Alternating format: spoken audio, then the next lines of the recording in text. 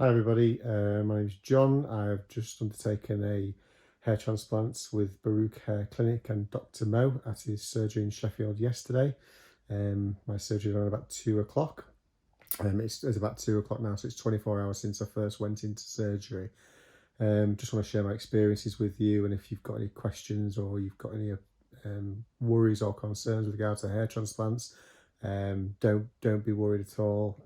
If you get a good surgeon or a good consultant who will talk you through all the process, it is really easy and it's well worth it.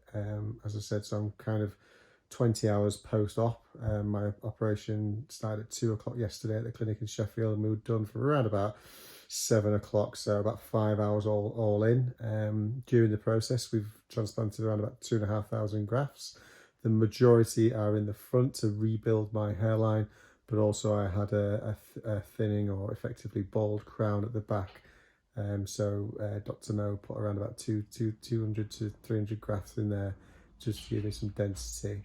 The likelihood is I will need another hair transplant in the future to fill in that, but what we're going to do is going to see how it looks when it's growing out over the course of the next 12 months, and I'll probably top that up with some PCP treatment along with minoxidil and possibly finasteride to kind of really maximize the results and thicken up what I've got. The procedure was really fast and really good. I would like to say that it is quite arduous in that you are essentially lying on your front for 2 hours while they do the harvesting. The most painful thing about the whole process is the anaesthetic, the local anaesthetic they do inject into your head. It does sting quite a bit, but you know, I've got a kind of quite a high threshold of pain through tattoos and tattoo removal, so it wasn't anything untoward, but I would really like to highlight that it could be quite an issue for those who are a bit wintry with needles and pain.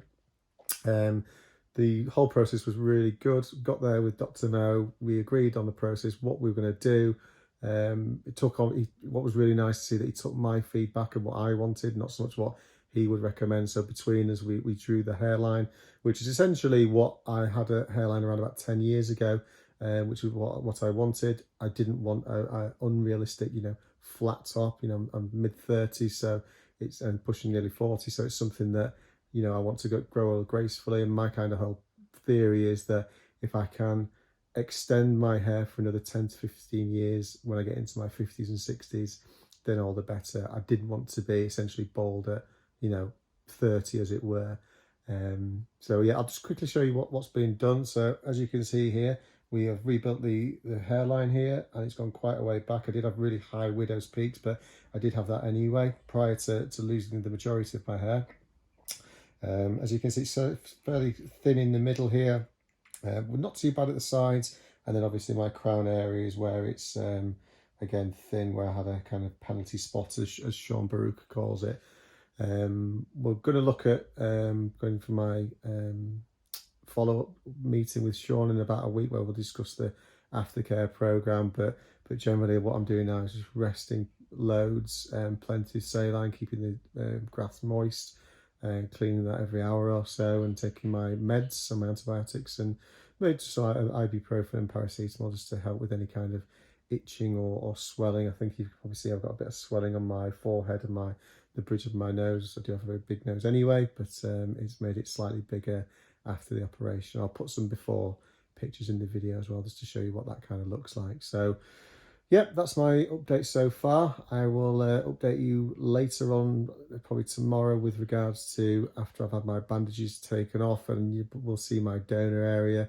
A comment that one of the girls made is that I had plenty of grafts available, and they were good grafts, so 2s and 3s, but they were very thin and very brittle. So she kind of recommended that PCP treatment would enable that to thicken those up a bit, and especially when they've been transplanted from the donor area to the top.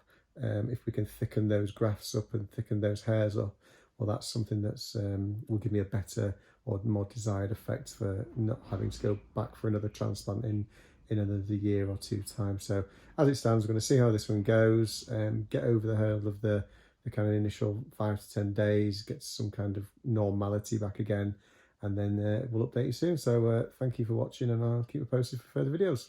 Cheers.